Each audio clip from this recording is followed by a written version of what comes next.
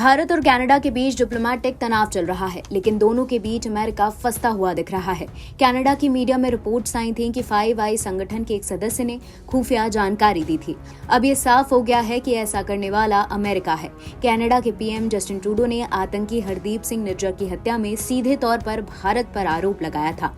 New York times ने अपनी report में इसको लेकर जानकारी दी है, जिसमें कहा गया है कि 5 देशों वाले फाइव आइज संगठन के एक सदस्य ने खुफिया जानकारी दी है। अब ये साफ है कि ऐसा करने वाला केवल अमेरिका है। साथ ही कहा गया कि हत्याकांड में कथित तौर पर भारत का हाथ होने के ज्यादातर सबूत कनाडा ने इकट्ठा किए हैं।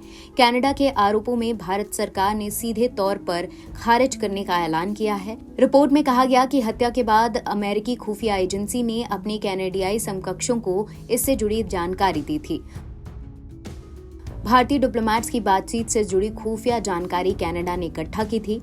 अमेरिका ने किस तरह की जानकारी दी है, इसका खुलासा नहीं हुआ है। अमेरिका के विदेश मंत्री ने शनिवार को भारत से इसके जांच के सहयोग करने को कहा।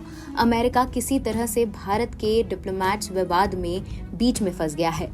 खुफिया जानकारी देने का खुलासा कनाडा और भारत के बीच चल रही कूटनीतिक लड़ाई में अब अमेरिका के फंसने का खतरा है। ये भी तब जब अमेरिका भारत को एक करीबी साझेदार बना रहा है। रिपोर्ट में लिखा गया कि इससे जुड़े अधिकारी ने कहा है कि अमेरिका को इस साजिश से जुड़े सबूतों के बारे में तब तक पता नहीं चला जब तक हरदीप सिंह निज्जर की हत्या नहीं की गई थी।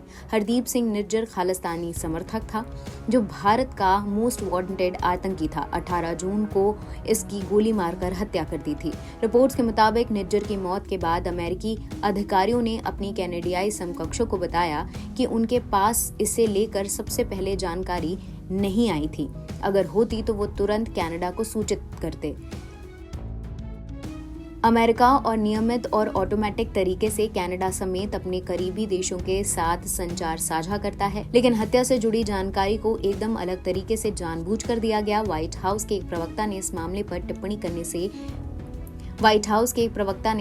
टिप्पणी करने से इनकार कर दिया, क्योंकि वो करीबी सहयोगी कनाडा की मदद करना चाहता है, लेकिन भारत को भी अलग नहीं करना चाहता है, क्योंकि भारत के जरिए अमेरिका एशिया में संतुलन बना पा रहा है।